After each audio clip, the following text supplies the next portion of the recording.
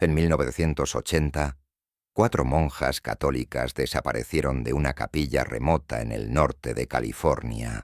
No hay cadáveres, no hay notas, no hay señales de lucha. Durante 28 años su desaparición fue un misterio inquietante, hasta que un sacerdote regresó a la capilla y descubrió algo horrible enterrado bajo la superficie. Si te atraen los misterios de la vida real que se desentrañan capa por capa. Ahora volvamos a donde todo comenzó. Introducción. Elden Hollow era el tipo de pueblo donde todos se conocían. Así que cuando 4 monjas devotas desaparecieron un fin de semana de 1980, no solo conmocionó a la comunidad, la destrozó. Ninguna explicación, ningún rastro. Solo silencio. Y para el padre Elías Maro, el sacerdote del pueblo y hermano de la monja desaparecida más joven, ese silencio se convirtió en un dolor que durará toda la vida. La misa del aniversario. 12 de julio de 2008. Un sol de la mañana se filtraba a través de las vidrieras de la iglesia católica de Santa Inés de la Misericordia, proyectando colores suaves sobre los bancos vacíos. El padre Elías se encontraba en el altar finalizando un servicio conmemorativo que se había convertido en tradición. Que las almas de los difuntos por la misericordia de Dios descansen en paz, dijo con voz firme y manos temblorosas. La congregación respondió: Amén. Después de 28 años el dolor se había calmado, pero nunca se había ido. Les dio la mano. Saludó a los feligreses mayores que aún recordaban a las hermanas desaparecidas. Una mujer susurró. La hermana Mildred les enseñó el catecismo a mis hijos. ¡Qué alma tan dulce! Los 4 que desaparecieron. Hermana Mildred Hayes, 68 años. Hermana Joan Keller, 65 años. Hermana Beatrice Namora, 28 años. Hermana Terz Maro, 23 años. Hermana del padre Elías. Habían hecho un breve retiro espiritual en la capilla de Sandeña, una modesta iglesia blanca situada en el borde del bosque nacional Shasta Trinity. Se suponía que sería un fin de semana de oración y paz, pero ninguno de ellos regresó. El día que desaparecieron, 14 de julio de 1980. Las monjas tenían previsto regresar a Elden Hollow después de 2 días de ayuno y soledad. Cuando no llegaron el padre Elías y los agentes de policía corrieron a la capilla. El edificio estaba silencioso, limpio, impecable. No hay señales de lucha, no hay ventanas rotas, sin bolsas, sin ropa, sin cartas. Simplemente nada, como si las mujeres simplemente hubieran sido borradas. La teoría oficial. Las autoridades atribuyeron el hecho a un ataque de oso. Después de todo, la capilla estaba situada cerca de un bosque denso, territorio del oso negro. Pero había un problema. No había sangre, ni daños, ni evidencia. Y el padre Elías nunca lo creyó. Dolor inquebrantable. En las décadas siguientes el sacerdote se aferró a 2 cosas, su fe y una sola foto. Mostraba a las 4 monjas sentadas en un banco de madera fuera de la capilla. Mildred y Joan estaban serenas. Beatriz parecía pensativa. Ter, su hermana, sonrió con ojos llenos de propósito. Si yo no hubiera alentado su llamado, se preguntaba a menudo. Elías estaría todavía aquí, la urgencia de volver. En el 28 aniversario, algo cambió. El padre Elías miró fijamente la foto, la capilla al fondo, y sintió una extraña atracción. No había vuelto allí en 2 décadas. Pero algo le decía que ahora era el momento. La capilla desaparecida. Condujo hasta el bosque, la misma ruta que había tomado tantas veces, agarrando volantes de personas desaparecidas y rezando por un milagro. Pero cuando llegó al antiguo camino que una vez conducía a Sandena, ya no estaba.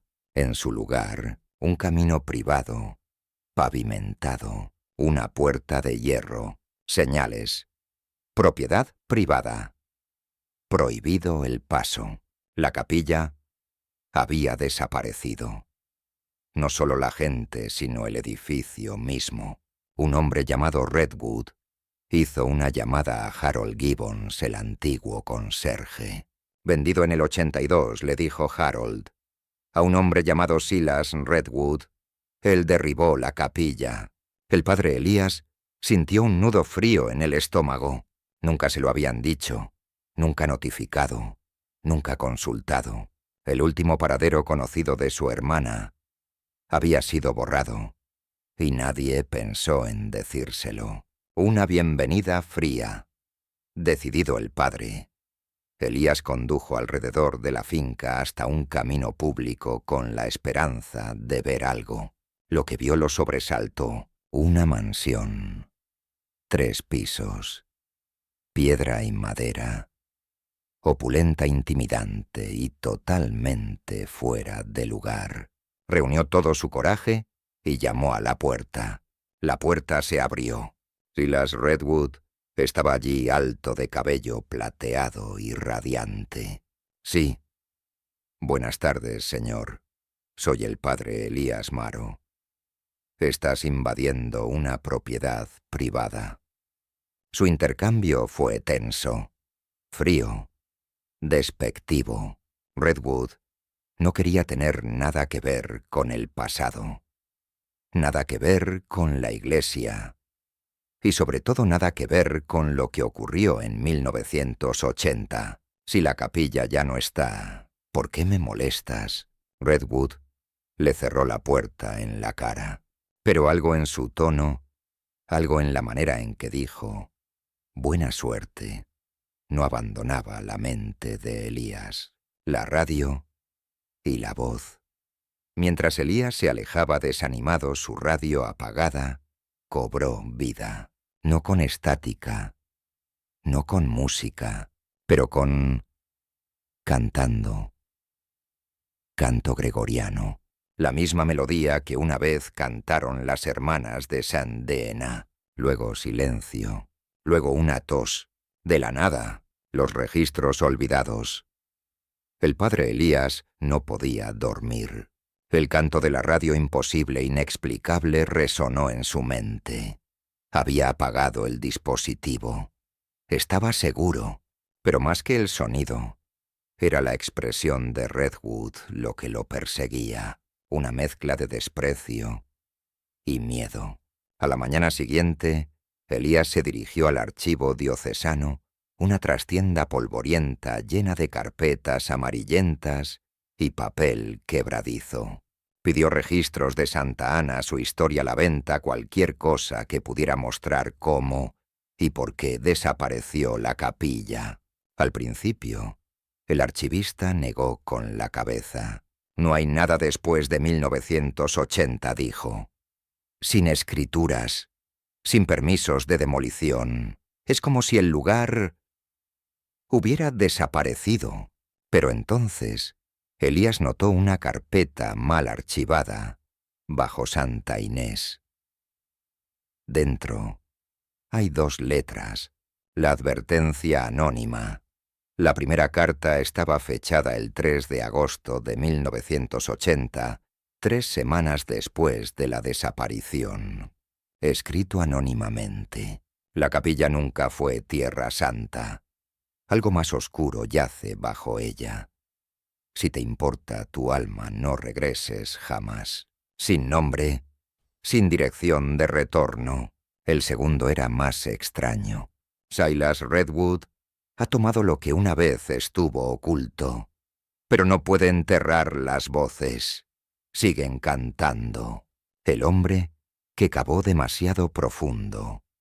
El padre Elías comenzó a investigar sobre Silas Redwood, nacido en 1939, criado en el área de la Bahía, filántropo, magnate inmobiliario, y según algunas leyendas locales, fascinado por la arquitectura espiritual. En 1979 fue investigado por excavaciones ilegales en cementerios indígenas.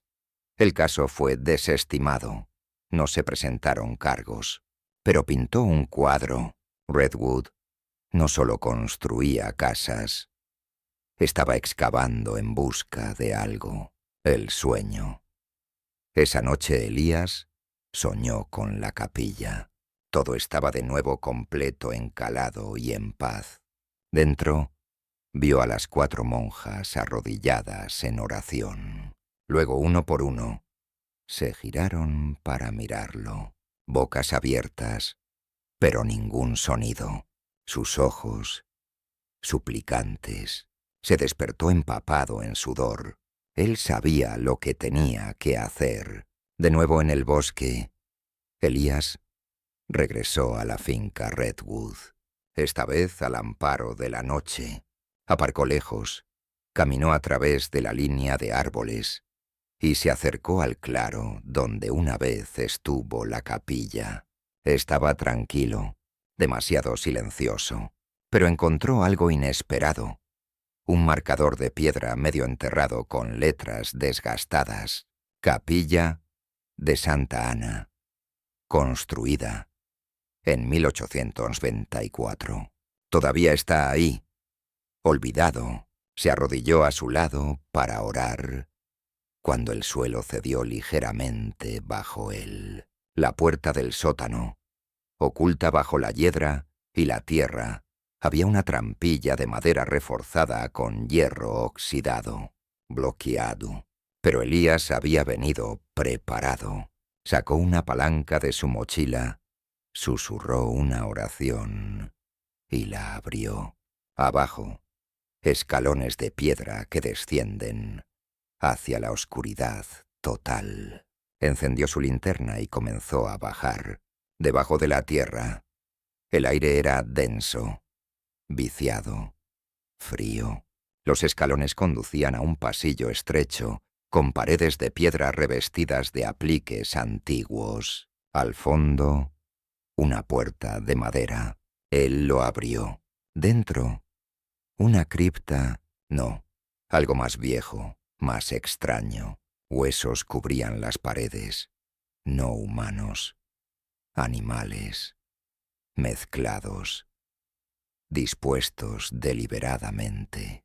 En el centro, un círculo de velas quemadas, y en el centro de todo esto, 4 velos blancos, inmóviles, imperturbables, dispuestos como ofrendas, el crucifijo roto. Sobre el círculo colgaba un crucifijo agrietado en el centro. Su figura se retorció, casi se derritió. Elías entró con el corazón palpitante. La temperatura bajó. Su linterna parpadeó. Entonces, una voz. «¿Por qué viniste?», susurró. Justo detrás de él. Se giró y nada. Pero cuando volvió a mirar el círculo, un velo se había movido. Solo un poco. El informe policial que nunca se publicó. Conmocionado pero decidido, Elías se fue y condujo directamente a la oficina del sheriff del condado. A la mañana siguiente, exigió acceso a los archivos originales de la investigación de 1980. Se resistieron al principio, pero un diputado subalterno recordó algo. Había una caja sellada. Nunca se registró. Lo sacaron polvoriento, abollado y cerrado con llave. Dentro fotos, la capilla, tomas interiores, una cuerda deshilachada y manchada de sangre. Arañazos en las paredes, docenas de ellos, todos verticales como marcas de garras. Y una única nota escrita a mano. Esto no era un oso. El informe desaparecido. El padre Elías sostuvo la nota en manos temblorosas. Esto no era un oso. Fue firmado por el alguacil adjunto J. Kane. Pero no había constancia de que ese diputado hubiera presentado jamás un informe. Sin entrevistas, sin testimonios. Nada. Elías le preguntó al empleado. «¿Sigue vivo el mariscal Caín?» El rostro del diputado se ensombreció. Murió en 1982, en un accidente de coche. Cayó por un precipicio. No se consideró que hubo juego sucio. Pero se sentía demasiado limpio, demasiado conveniente. Especialmente después de lo que Elías había visto bajo tierra. Voces desde el sótano. Esa noche Elías regresó a casa exhausto, perturbado, pero motivado. Subió fotografías de los velos del crucifijo roto y de las paredes revestidas de huesos. Se puso en contacto con un historiador jesuita de la Universidad de Loyola, el padre Michel Traeger, un hombre conocido por investigar rituales católicos perdidos y herejías antiguas. Michel volvió a llamar en cuestión de horas. «¿A dónde llevaste esto?» Elías dudó. Luego respondió. La voz en la línea se volvió fría. «Eso no es una cripta de capilla. Es precristiano. Posiblemente mesopotámico. En California, oculto. Adoptado. Ocurrió más de lo que crees. Lugares rituales reutilizados. Incluso por misioneros». El libro prohibido. Michel visitó el lugar 3 días después con un libro encuadernado en cuero y con inscripciones en latín Clavis Ignis o La llave del fuego. Describe el encuentro de los primeros ascetas del desierto con cultos antiguos, símbolos de vinculación, cánticos destinados a mantener las cosas debajo de la superficie. Michel pasó a una ilustración 4 figuras veladas en un círculo con velas encendidas. Esto no es un círculo de oración, es un rito de contención. Elías se quedó mirando y susurró. No intentaban llamar a algo, intentaban mantenerlo dentro.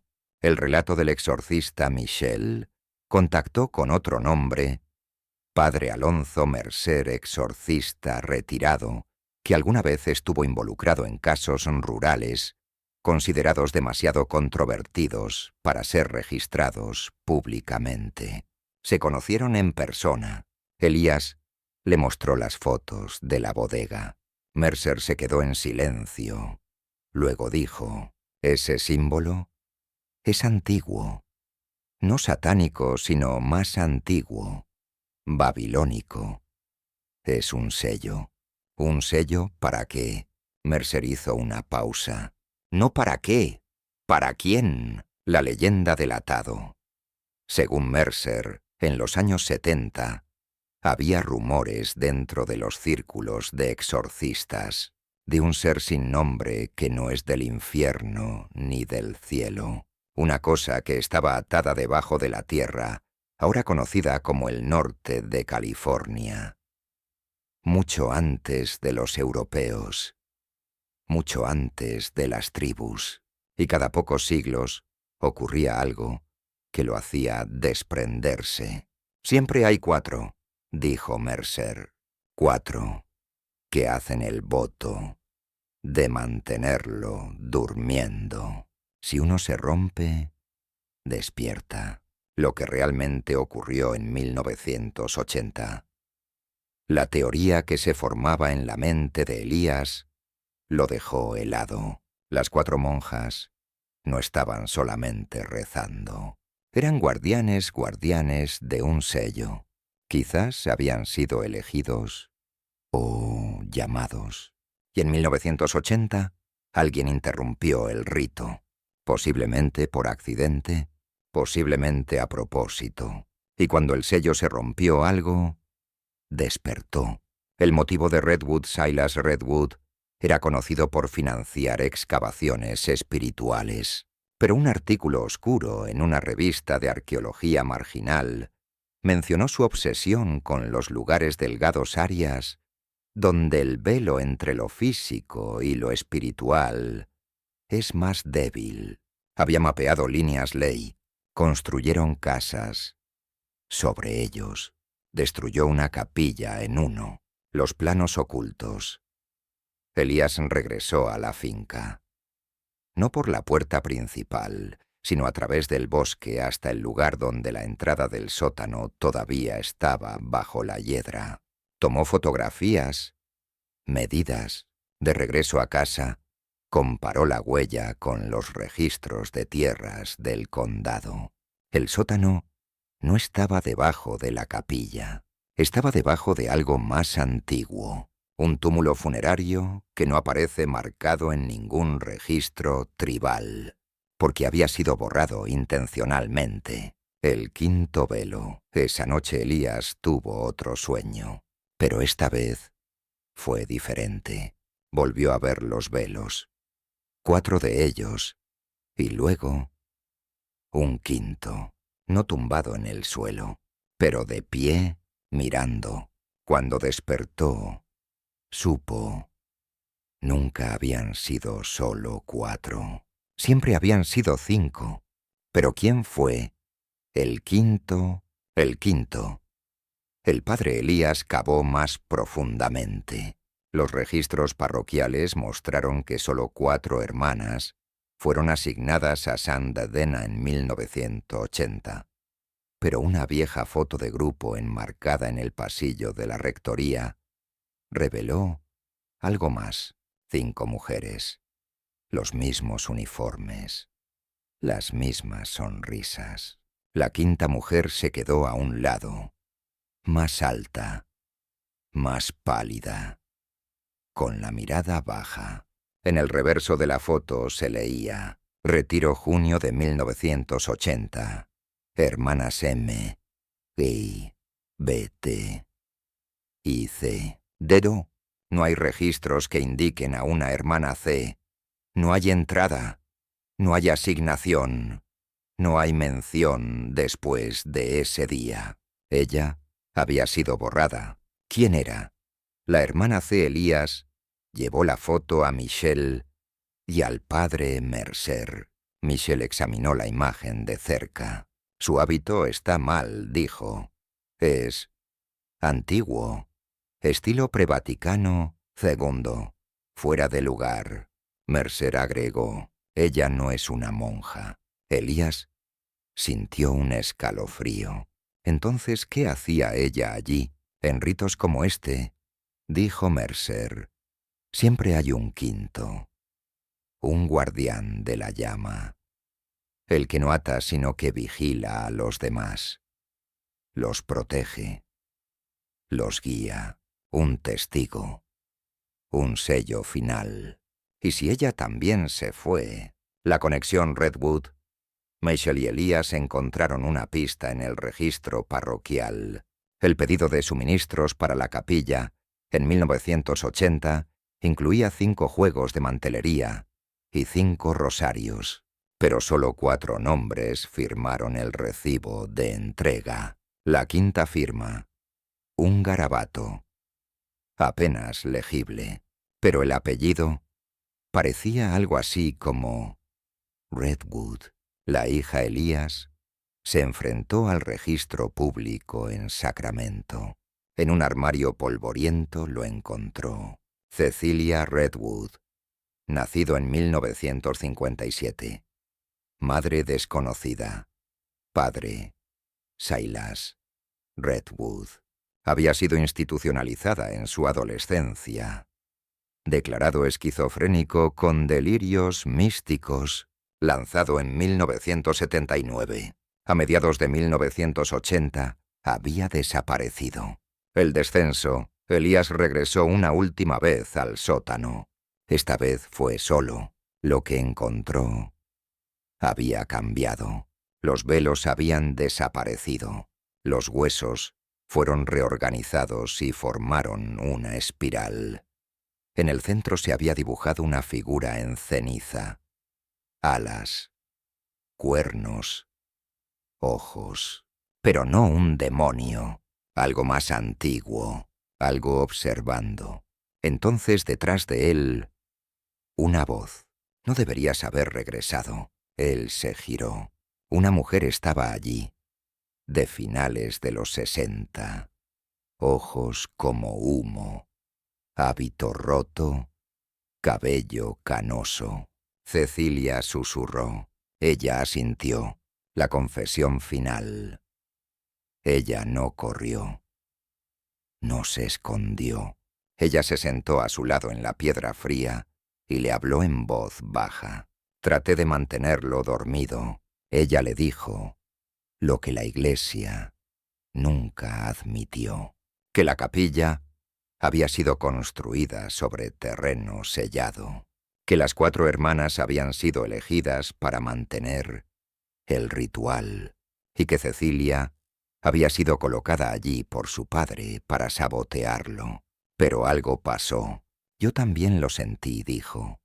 El hambre, la atracción. Pero no rompí el sello. Ella afirmó que Redwood lo hizo, buscando poder, secretos, inmortalidad. La abrió. Gritaron. Salí corriendo. Ella había estado escondida desde entonces. ¿Justicia o misericordia? El padre Elías le preguntó, ¿qué quería ahora? Para terminar lo que empezaron, dijo, para volver a atarlo. Pero no puedo hacerlo sola. Él no lo dudó. Ambos comenzaron a preparar un nuevo círculo. Michelle se unió. Mercer también lo hizo. 3 sacerdotes. Un testigo. Y el recuerdo de 4 monjas que dieron su vida para proteger algo que ninguna de ellas podía nombrar. El ritual recuperado. Esperaron hasta el equinoccio. El aire estaba seco, tranquilo, cargado de anticipación. El padre Elías, el padre Mercer Mitchell Traeger y Cecilia Redwood descendieron a la cámara una última vez. Se trazó un nuevo círculo preciso e ininterrumpido, velas en los puntos cardinales, texto sagrado en latín y arameo, un velo que se coloca en cada punto donde una monja se había arrodillado, y en el centro, Cecilia, ella, se quedó donde una vez había huido, ojos cerrados, brazos abiertos. Los cánticos comenzaron. Algo respondido. Los muros de piedra crujieron. Las velas parpadeaban, aunque no pasaba viento. Una a una, las llamas se volvieron azules. Elías juró haber sentido una presencia no maligna ni divina, sino antigua, fría, observando. La habitación empezó a oscurecerse en los bordes. Michelle agarró su crucifijo. Mercer se arrodilló, temblando. Entonces, silencio y un susurro. De nadie, de todas partes. No eres suficiente. El quinto debe ser elegido. Cecilia cayó de rodillas. Ella sollozó, no por miedo, sino por aceptación. Necesita un quinto, dijo. Uno nuevo. Ya estoy vieja. Elías permaneció en silencio, atónito. Si una de nosotras toma su lugar, dijo Michelle, el vínculo podrá resistir. Y si no, preguntó Elías, el sello se rompe de nuevo. Una elección de sacrificio. Echaron suertes. Cada uno rezaba para no ser elegido. Y sin embargo rezaba para no ser un cobarde. El padre Elías dibujó la piedra negra. Miró a Cecilia. Ella sonrió entre lágrimas. Gracias. Ella colocó su velo en su mano. Ahora, arrodíllate. Y no hables. No importa lo que oigas. Elías entró en el centro, y los cánticos se reanudaron. Atado una vez más. La cámara retumbó. Elías sintió calor en el pecho, una presión en la cabeza, un coro en los oídos. Vio imágenes no las suyas. Mujeres arrodilladas a través de los siglos. Templos. Fuego. Colapso. Sacrificio. Entonces, una calma, una quietud profunda y sobrenatural, como si la tierra exhalara. Y así se hizo. 28 años después. Otra vez Elías dejó el sacerdocio. Él nunca hizo ninguna declaración pública, pero la finca de Redwood fue confiscada discretamente por la diócesis. Cecilia desapareció una vez más. Algunos dicen que regresó al desierto. Algunos dicen que camina por el bosque observando. El sótano fue sellado. Una cruz plantada en su puerta. Sin placa. Sin explicación. Pero cada año, en el solsticio de verano, se colocan 4 velos blancos en su base. Y ahora, un quinto. La verdad, debajo, quizás nunca sepamos qué dormía realmente debajo de esa capilla. Un mito. Un espíritu. Un remanente de algún mundo antiguo. Pero sabemos esto. 4 monjas desaparecieron. Un sacerdote nunca se rindió. Y una verdad demasiado oscura para salir a la luz estuvo oculta durante casi 3 décadas. Algunas historias no tienen final, solo un nuevo observador. Si esta inquietante historia de fe, sacrificio y misterio te conmovió, me gusta, comentar, suscríbete, para que podamos seguir descubriendo las verdades perdidas ocultas en el tiempo. Hasta la próxima, estén atentos, manténganse curiosos y nunca ignores el silencio bajo tierra sagrada.